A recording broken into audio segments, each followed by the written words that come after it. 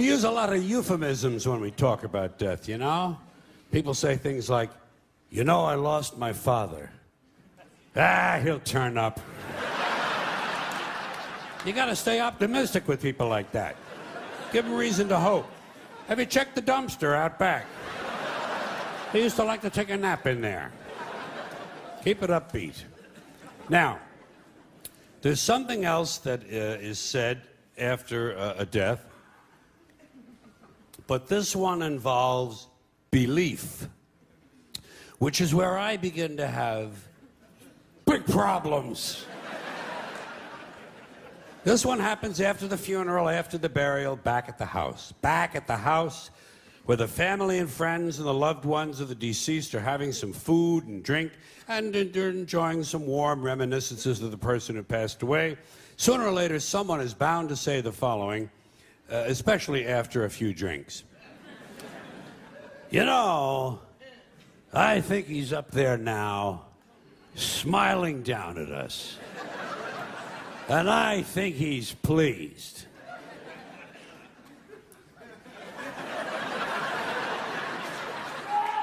Now, first of all, there is no up there.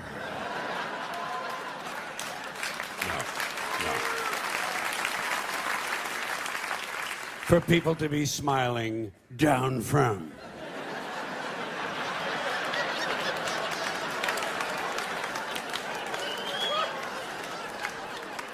It's poetic, it's quaint, and I guess for superstitious people it provides a little comfort, but it doesn't exist.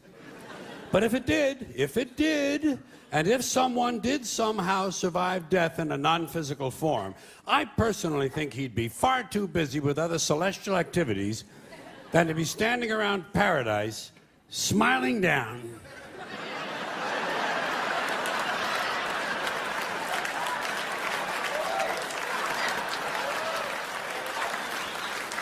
On live people. What kind of a fucking eternity is that? And why is it no one ever says, I think he's down there now, smiling up at us? Apparently it never occurs to people that their loved ones might be in hell. Your parents could be in hell right now. Your parents in hell, your father for sure. Oh shit, hell is full of dads.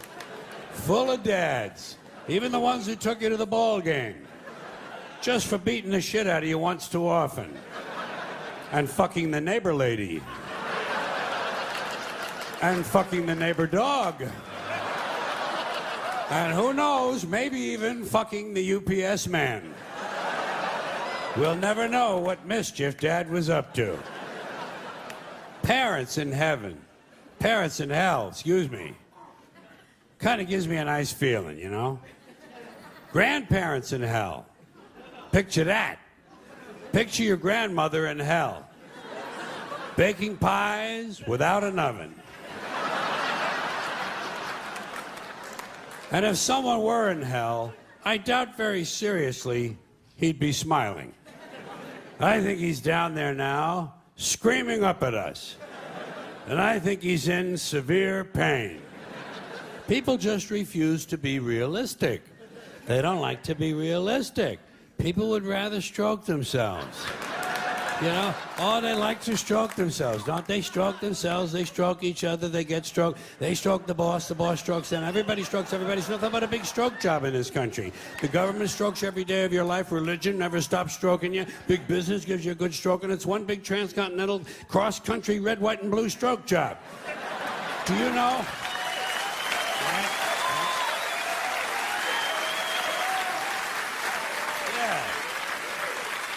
You know what the national emblem of this country ought to be? Forget that bald eagle. The national emblem of this country ought to be Uncle Sam standing naked at attention, saluting, and seated on a chair next to him, the Statue of Liberty jerking him off.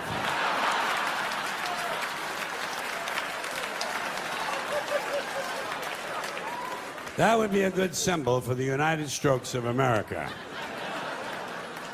It's all bullshit, folks. It's all bullshit and it's bad for you. Now, speaking of dead people in heaven,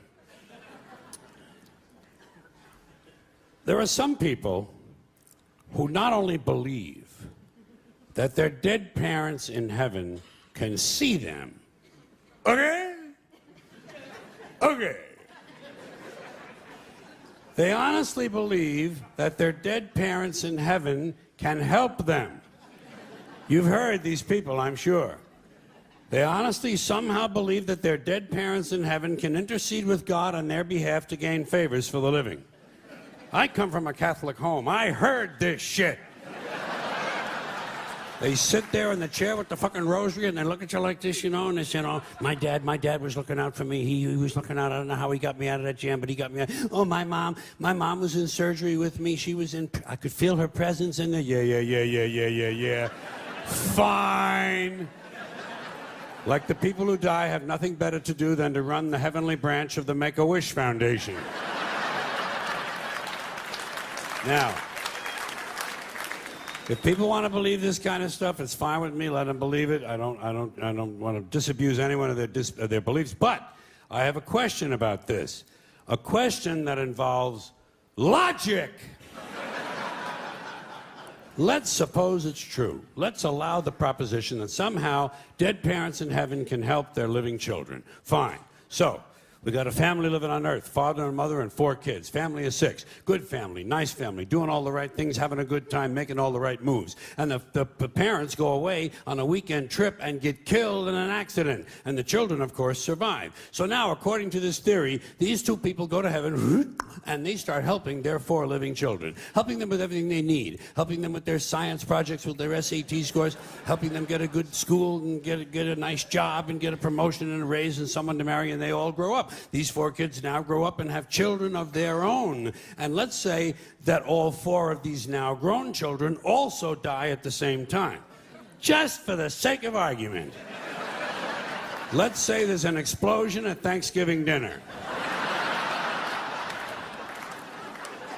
And these 4 die, but their children survive because they were seated at the children's table.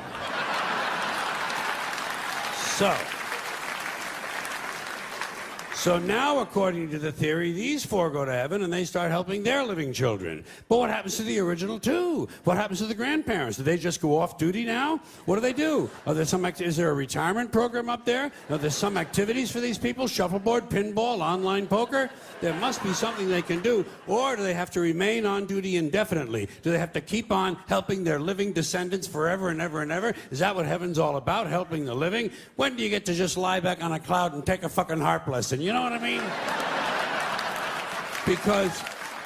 Because people have been dying for a long, long time. There's been a lot of dead motherfuckers. Did you know that?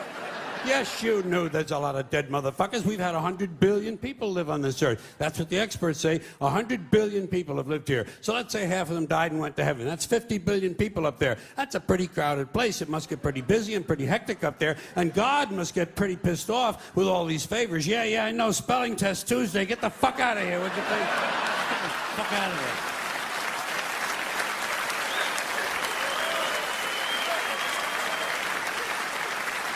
You know, even God can go on sensory overload. That's why he wanted 1 day off a week. Christians gave him Sunday, Jews gave him Saturday, Muslims gave him Friday. God has a 3-day weekend, which is probably just what he needs. Now, just a couple other questions about this whole theory. Suppose you die without having any children. Who do you help? Strangers? It would be nice. Suppose you're an adopted child. Who helps you? Your biological mother? She doesn't even know where the fuck you live.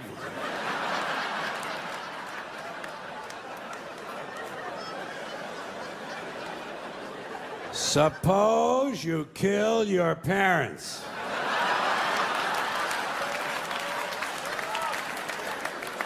Would they help you?